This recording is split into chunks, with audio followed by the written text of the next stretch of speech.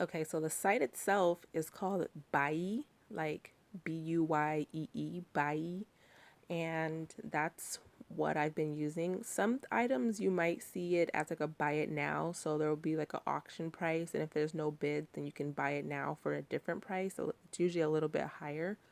But most of the ones that I've got, like the ones I purchased now, and then the ones that are in my wish list are items that are for auction. There is no buy it now price. So I'll have to wait a couple days for them to end and then monitor it and, place my bids and things like that. Yeah, you can make an account in English, and you search up items that you want. There's several different auction sites within the one. So you have a couple options of where you want to purchase it from. Like there's Yahoo auctions, there's Rakuten, which I'm familiar with Rakuten. You can order from them in English as well.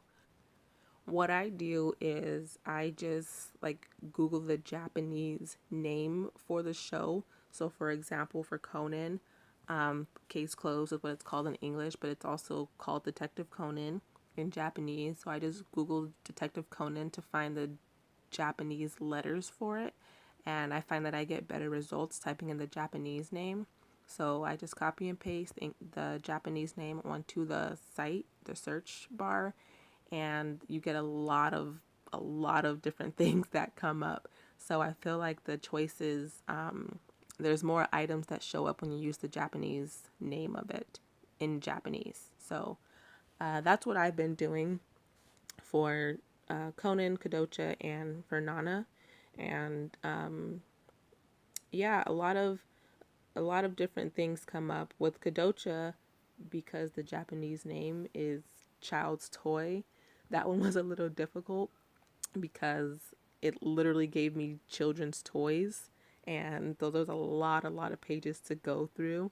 But if you know like the item you're looking for, then maybe add it also on. So for example, with the Kadocha phones that I got, I wasn't looking for those, but after I had found them, the Japanese characters that came up with the listing, I just copy and pasted that back into the search bar to see what else came up, and that's how you're able to see more items that might have that name attached to it.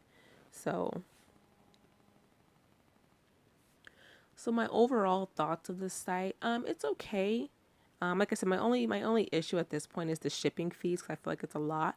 But the site itself, they when you're searching for something, they have a lot of things that come up that are related to what you're looking for. So even if you're not, it's like if you just type in Detective Conan, so many things come up: prize figures, regular figures, little small gachapon items, handkerchiefs, like those washcloths, like a whole bunch of things come up when you just type in that. So there definitely are a lot of things that you can find that you may not have been looking for.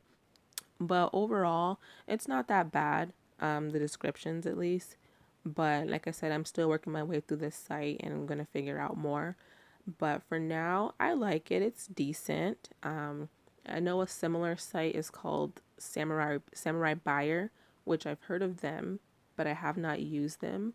And I think maybe I'll try to use them as well because they're a proxy service, and I'll try to use them and then compare the two and see how their rates are. I'm sure it'll be similar, but maybe their shipping rates might be a little bit different because I think Samurai Buyer might be a little more well known.